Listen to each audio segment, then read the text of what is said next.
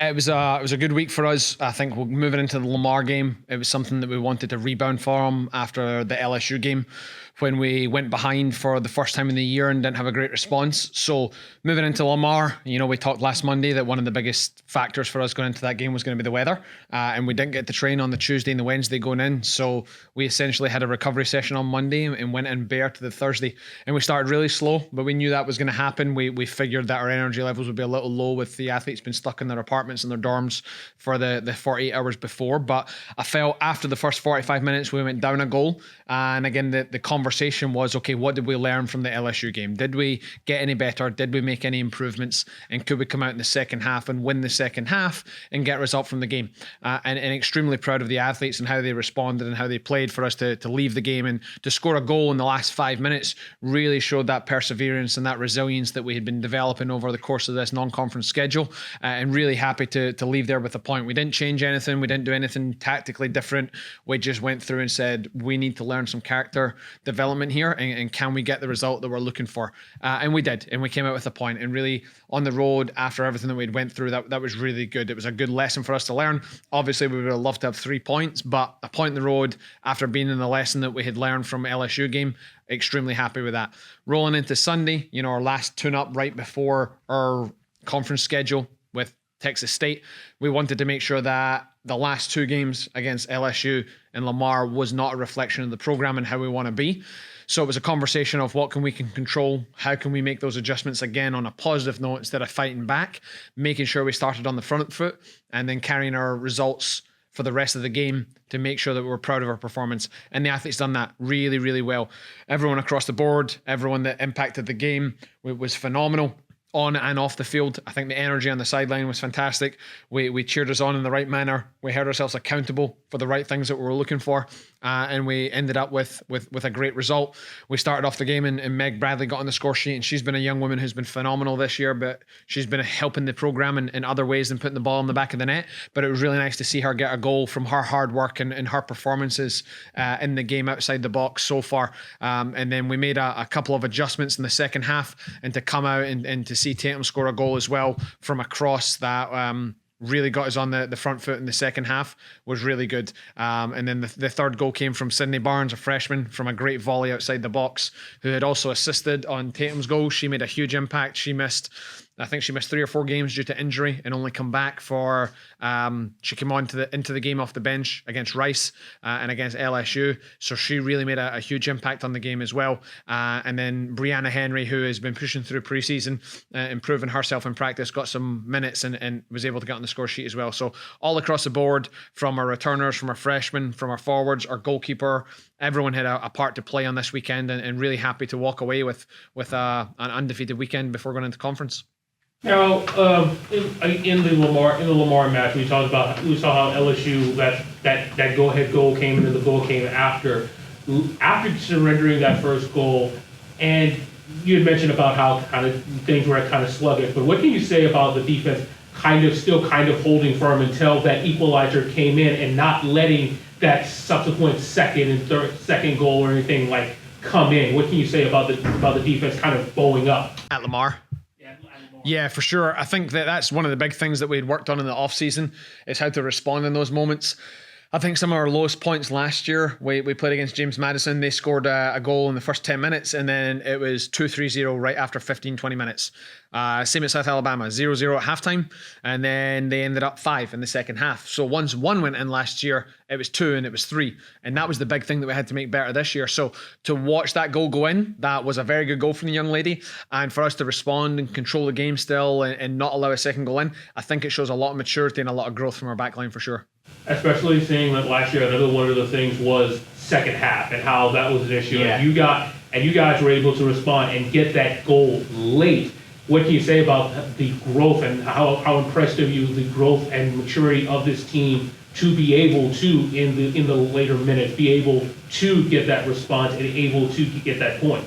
Well, it's all on the players, right? They've got the opportunity to grow and to learn, and that's what they did this offseason is we put some practices in place, but it's a testament to the players and how much they're dedicated to their growth and their development, because we can open the doors, we can set out the practice sessions, but it's on them, and they took this offseason extremely seriously.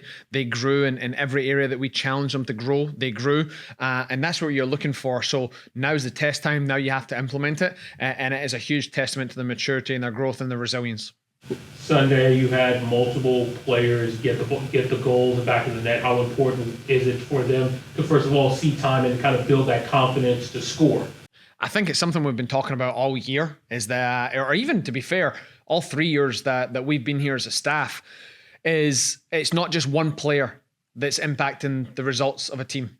It's really all 28, 29, 30, 31 players on the roster that's impacting it. And that's what we're seeing right now. I don't think we've had a game yet where someone's had a brace in a game. And that's a testament to the team. It's not a disadvantage to say we don't have one player. It means that we have got so many weapons in so many different areas and different assets of the game where we can cause problems and threats and score goals, that it's a testament to the athletes. And having so many people step up in the moments and always have a different goal scorer, it means that if a team are able to come in and game plan to stop something, we have another outlet, and that's where you can have a successful season if you're able to keep everything else in line. To kind of piggyback off that, it is kind of unusual in this game. You go look at other team sets, there's always one player who kind of sticks out in the terms of offense and goals.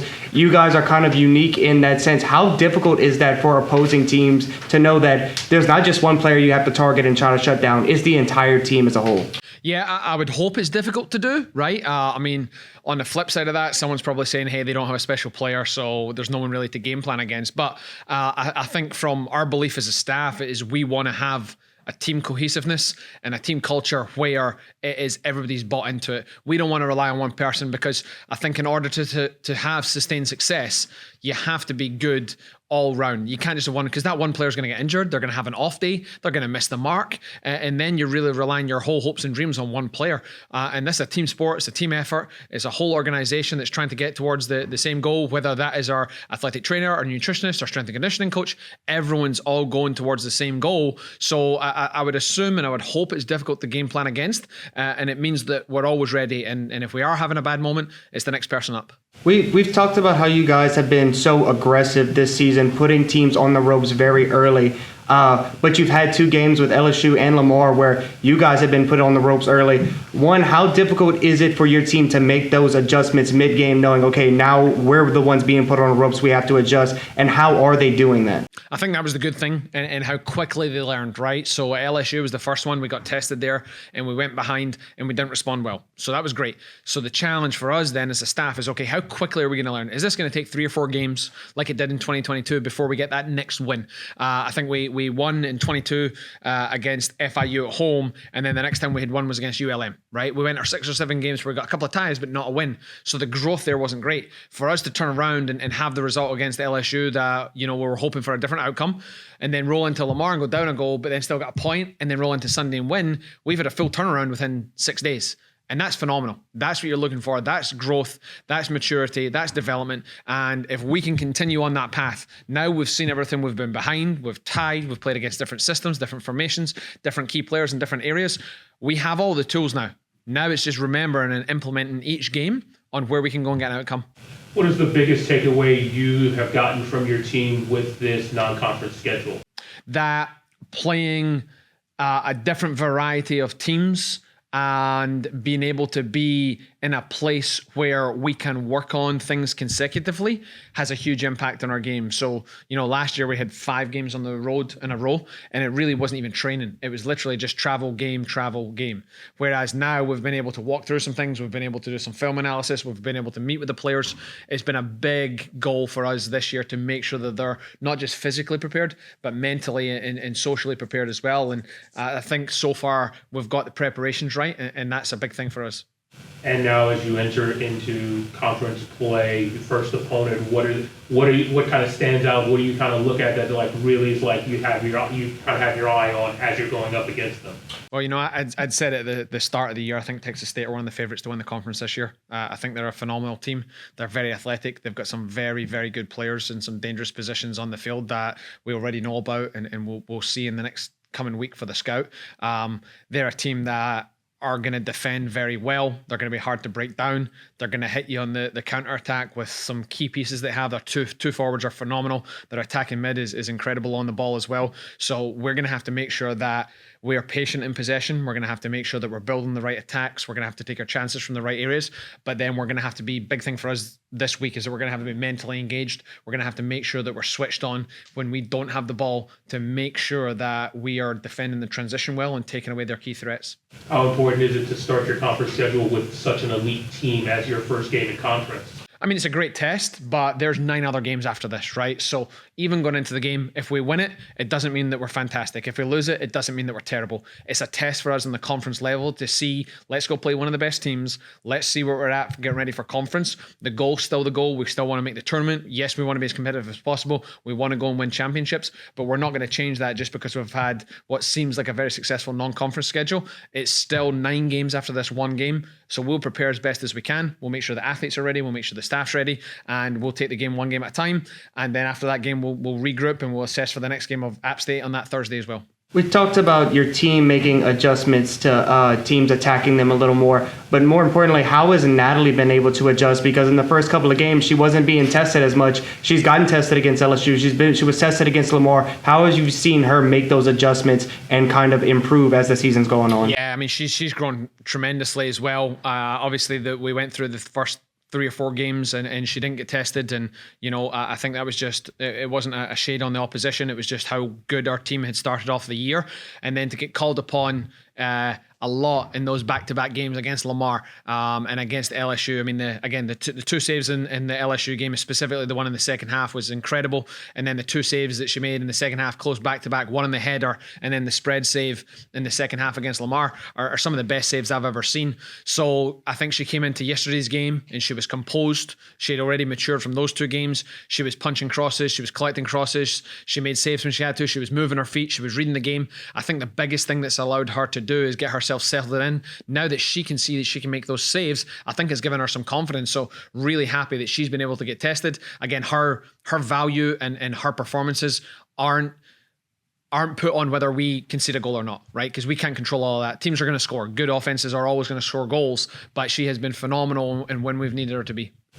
Are there any surprises that are sticking out to you? Maybe you guys are performing better than what you originally thought in some areas, or are you right on pace to what you thought this team could be? Yeah, I mean, we're definitely overachieving. No one would have thought, coming into this season, based on the last 2 years and the development where we're at, that we were going to be a team this year that was going to produce 4 and 5 goal games, right? So I think that to all the players, credit on the diversity of players that have scored goals, different people, also multiple people per game that have scored goals.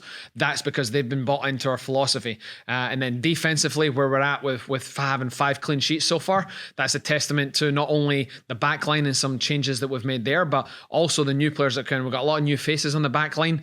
They've grown together. They've understood the game plan and the philosophies really well. So yeah, I mean, we're way beyond where we thought we were, but again, it's only the starting point. We're only 10 games in. There's another 10 games to go now. We've still got some things to polish up on and to grow, and we won't look back at that until the end of the season.